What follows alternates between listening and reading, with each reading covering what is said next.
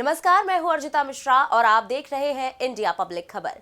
UP के पड़ोसी राज्य बिहार में अगले साल होने जा रहे विधानसभा चुनाव को लेकर सियासत अभी से उफान पर पहुंच चुकी है।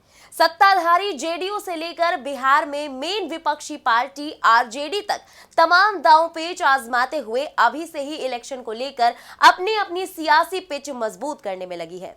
लेकिन इस बीच यूपी से चला एक तूफान बिहार में सभी सियासी समीकरणों को पलटने और तमाम पार्टियों की सभी रणनीतियों को फेल करने का दम भरने के लिए तेजी से आगे बढ़ चुका है। और ये तूफान कोई और नहीं बल्कि नगीना सीट से लोकसभा सांसद और आजाद समाज पार्टी के चीफ चंद्रशेखर आजाद हैं, जिन्होंने आगामी बिहार विधानसभा चुनाव के लिए तैयार किए जा रहे स्क्रीन प्ले में जोरदार ट्विस्ट ला दिया है, जिससे बिहार की राजनीति में जबरदस्त उथल-पुथल मची हुई है।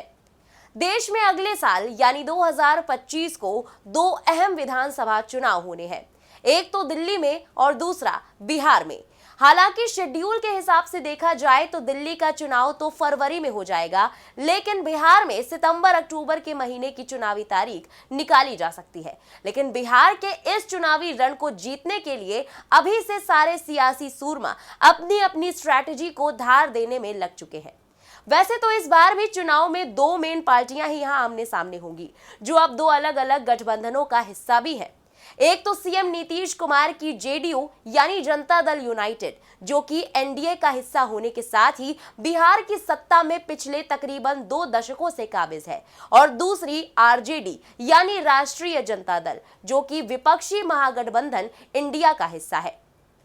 लेकिन इस बार हुए लोकसभा चुनाव और फिर हाल ही में हुए बिहार उपचुनाव के बाद से बदले समीकरणों के चलते इस मुकाबले में अब और भी सियासत के मंझे योद्धा इन दोनों पार्टियों और इनके गठबंधनों की पेशानी की शिकन गहराने का सबब बनते जा रहे हैं। और इन्हीं में से एक है भीम आर्मी चीफ चंद्रशेखर आजाद, जो अब बिहार में भी पैठ जमाने के लिए पूरी तरह कमर कस चुके हैं।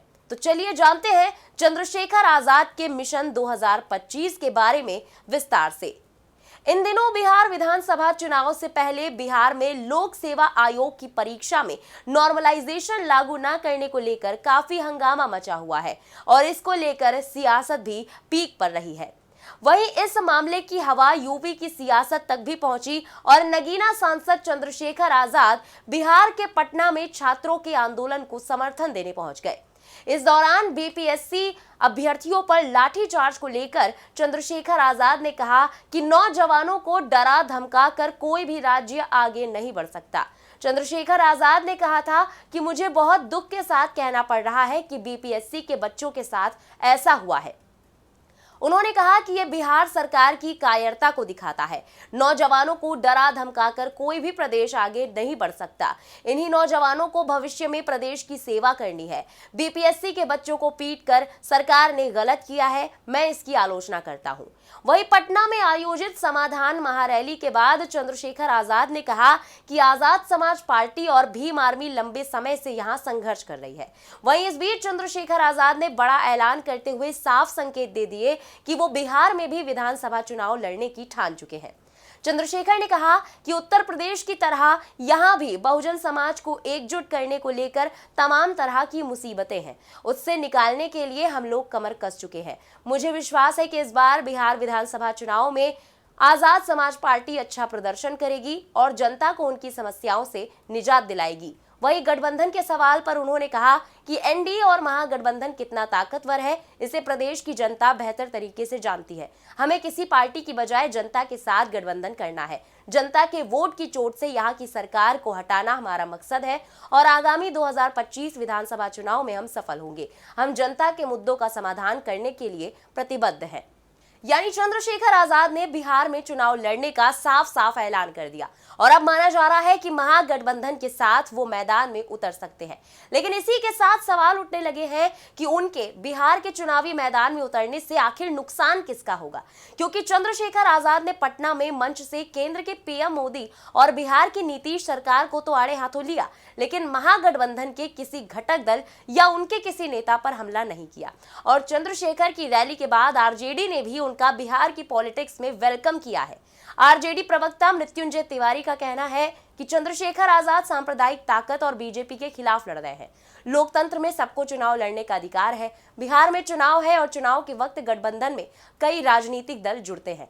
लालू यादव और तेजस्वी यादव की यूएसपी रही है दलितों और वंचितों के हक की लड़ाई लड़ना। आज जो दलित की बात कर रहे हैं वो लालू प्रसाद यादव को छोड़कर काम नहीं कर सकते। तो वहीं दूसरी ओर चंद्रशेखर आजाद की बिहार में एंट्री को लेकर जेडीयू प्रवक्ता नीरज कुमार ने कहा कि नए राजनीतिक दल का गृह प्रवेश हो, इस पर किसी को क्या आपत्ति होगी। चंद्रशेखर आजाद पार्लियामेंट के मेंबर है और उन्हें इस बात को समझना चाहिए कि बिहार में दलित झंडा फहराता है तो मुख्यमंत्री उसके सामने खड़े रहते हैं। दलितों के सशक्तिकरण के लिए, दलितों के लिए रोजगार सृजन में हम नंबर 1 है। उन्होंने आगे कहा कि चिराग पासवान एनडीए में है, दूर दूर तक दलित वोट खिसकने की कोई संभावना नहीं है। बिहार के दलित नारा लगाते हैं, नीचे पासवान और ऊपर भगवान। दलितों ने उपचुनाव में शानदार वोट दिया। नीतीश कुमार ने दलितों के लिए काम किया और बाबा भीमराव अंबेडकर के सपनों को पूरा किया है। चंद्रशेखर का बिहार में चुनाव लड़ना या महागठबंधन के साथ आना, इससे एनडीए में कोई असर नहीं पड़ेगा।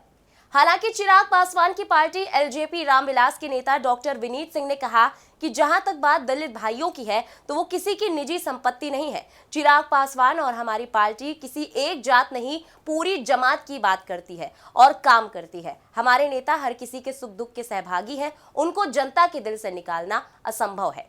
अब यहाँ बड़ी बात यह है कि सिर्फ चंद्रशेखर आजाद ही नहीं बल्कि अब तक यूपी में दलितों और पिछड़ों की राजनीति में एक और बड़ा नाम माने जाने वाले सुभासपा चीफ और इस वक्त यूपी सरकार में मंत्री ओम प्रकाश राजभर भी बिहार में पैर जमाने की पूरी तैयारी कर चुके हैं और चुनाव लड़ने का अपना इरादा भी जग जाहिर कर चुके हैं। राजभर ने भी बिहार विधानसभा चुनाव में कम से कम 156 सीटों पर चुनाव लड़ने का दावा किया है। उन्होंने कहा था कि वे यूपी से बाहर भी अपनी पार्टी को विस्तार देना चाहते हैं, यानी राजभर की नजर भी दलित और पिछड़े समाज के वोट बैंक पर बिहार में टिकी हुई है। दिलचस्प बात यह है कि यूपी में ओम प्रकाश राजभर एनडीए का हिस्सा है, लेकिन बिहार में जेडीयू उनके लिए परेशानी खड़ी कर सकती है। राजभर का कहना है कि बिहार में राजभर जाति के मतदाता 100 से ज्यादा सीटों पर असर रखते हैं। अगर एनडीए में उन्हें सम्मानजनक सीटें नहीं मिली तो वो अकेले चुनावी मैदान में बिहार में उतर सकते हैं और अगर ऐसा होता है तो एनडीए के लिए ये बिल्कुल भी अच्छी खबर नहीं होगी। दूसरी तरफ सियासी जानकारों का कहना है कि भले ही आजाद समाज पार्टी का बिहार में कोई प्रभाव नहीं है, लेकिन वो दलितों के बड़े नेता बन सकते हैं।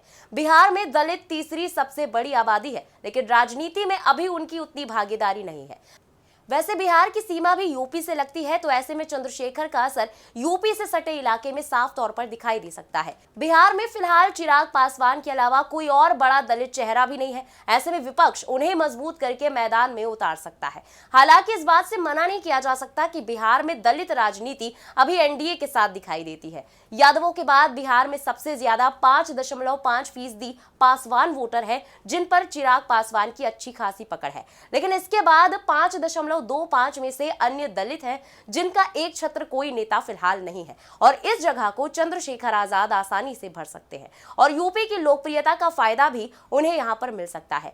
बड़ी बात यह है कि चंद्रशेखर की पार्टी का प्रभाव यूपी में खास तौर पर देखने को मिलता है। वो खुद भी युवा हैं और युवाओं में उनका क्रेज काफी देखा जाता है। यानी कुल मिलाकर देखा जाए तो चंद्रशेखर आजाद और ओम प्रकाश राजभर के बिहार में कदम रखने के बाद बिहार में पिछड़ों और दलितों की नई सियासत देखने को मिल सकती है। दोनों ही नेता बिहार में नीतीश कुमार और लालू प्रसाद यादव के बीच होने वाली सियासत में अपनी जगह बनाने की पुरजोर कोशिश कर रहे हैं। हालांकि देखा जाए तो अब तक उत्तर प्रदेश में सपा या बसपा, जो कि एक वर्ग विशेष की राजनीति करने के लिए जानी जाती है, वो भी अब तक बिहार में जमीन तलाशने में कामयाब नहीं हो पाई है। ऐसे में महागठबंधन की कोशिश रह सकती है कि चिराग पासवान के सामने एक दलित चेहरा बिहार में खड़ा किया जाए। चर्चा तो ये भी है कि महागठबंधन चंद्रशेखर आजाद की पार्टी को 4 से 5 सीटें बिहार में दे सकता है और इस तरह दलित वोट के साथ चिराग पासवान का तोड़ भी महागठबंधन निकाल सकता है। बहरहाल बिहार में दलित वोट किसके साथ जाता है, ये तो 2025 की विधानसभा चुनाव के नतीजे सामने के आने के बाद ही पता चलेगा। लेकिन इस वोट बैंक को साधने के लिए अब दोनों ही गठबंधन के नेता समीकरण बनाने में लगे हुए हैं। देखना दिलचस्प होगा कि दलित वोट बैंक को साधने में चंद्रशेखर आजाद की पार्टी कितना कामयाब होगी। फिलहाल इस खबर पर आपका क्या कहना है, कमेंट्स में लिखकर जरूर बताएं। बिहार विधानसभा चुनाव से जुड़ी लेटेस्ट अपडेट्स और राजनीति से जुड़ी बाकी खबरों के लिए देखते रहें इंडिया पब्लिक खबर। हमारे यूट्यूब चैनल को सब्सक्राइब करें, बेल आइकन दबाना बिल्कुल ना भूलें।